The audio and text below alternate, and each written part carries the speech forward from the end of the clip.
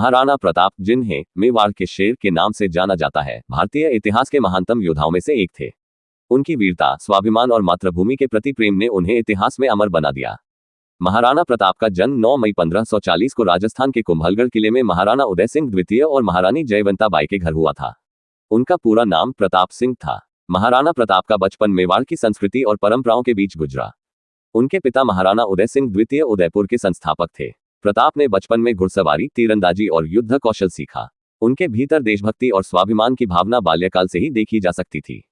प्रताप के व्यक्तित्व में साहस और नेतृत्व क्षमता स्पष्ट थी। वह अपने भाई बहनों में सबसे बड़े थे, लेकिन उनके पिता के निधन के बाद मेवाड़ के राजगद्दी पर उनके सौतेले भाई जगमल को बैठाने का प्रयास किया गया।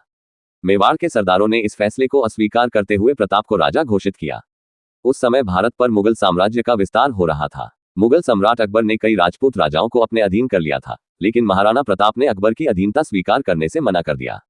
यह उनके स्वाभिमान और स्वतंत्रता के प्रति अडिगता का प्रतीक था। अकबर ने कई बार प्रताप को संदेश भेजकर मैत्री और अधीनता का प्रस्ताव रखा, लेकिन प्रताप ने इसे ठुकरा दिया। इस कारण मेवाड़ और मुगलों के बीच संघर्ष शुरू हुआ। यह संघर्ष भारतीय इतिहास में स्वतंत्रता के लिए लड़ी गई सबसे प्रमुख लड़ाइयों में से एक माना जाता है। हल्दी घाटी का युद्ध महाराणा प्रताप और अकबर के सेनापति राजा मानसिंह के बीच 18 जून 1576 को हुआ। यह युद्ध इतिहास का एक अमर अध्याय है। प्रताप की सेना छोटी और संसाधनों की कमी से जूझ रही थी, जबकि अकबर की सेना विशाल और आधुनिक हथियारों से सुसज्जित थी। इस युद्ध में महाराणा प्रताप ने अपने घोड़े चेतक की सहायता से वीरता का परिचय दिया। चेतक की वफादारी और साहस ने इतिहास में उसे भी अमर कर दिया। हालांकि यह युद्ध प्रताप के पक्ष में नहीं गया, लेकिन उन्होंने हार नहीं मानी और अपनी भूमि की स्वतंत्रता के लिए संघर्ष जारी रखा। हल्दी घाटी के युद्ध के बाद महाराणा प्रताप को जंगलों में शरण लेनी पड़ी। उन्होंने अपने परिवार और सेना के साथ कठिन परिस्थितियों में भी संघर्ष किया। जंगलों में रहते हुए उन्होंने कई बार मुगल सेना पर गुरिल्ला युद्ध का सहारा लिया। उनकी पत्नी और बच्चों ने भी इस कठिन जीवन को सहा। महाराणा प्रताप ने अपने राज्य को पुनः स्वतंत्र बनाने के लिए हर संभव प्रयास किया। उनके इस अडिग संकल्प ने न केवल उनके सहयोगियों बल्कि उनके विरोधियों को भी प्रभावित किया। महाराणा प्रताप ने धीरे धीरे अपनी स्थिति को मजबूत किया और मेवाड़ के कई किलों और क्षेत्रों को वापस जीत लिया। उनके साहस और रणनीति ने मुगलों को कई बार पराजित किया।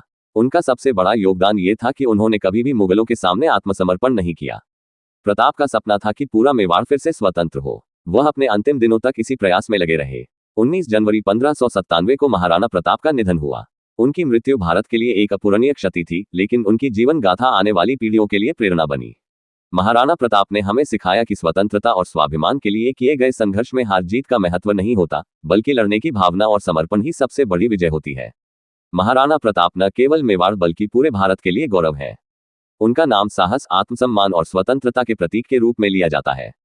उनके संघर्ष और बलिदान ने भारत के स्वतंत्रता संग्राम में भी लोगों को प्रेरित किया। उनकी कहानी हमें सिखाती है कि चाहे परिस्थितियां कितनी भी विपरीत क्यों न हो, अपने लक्ष्य और आत्मसम्मान के लिए हमेशा दृढ़ रहना चाहिए। महाराणा प्रताप का जीवन भारतीय इतिहास का एक ऐसा अध्याय है नहीं किया हो तो यार जल्दी से कर दो। जितने आदमी चैनल पर नए आए हो चैनल को सब्सक्राइब भी जल्दी से कर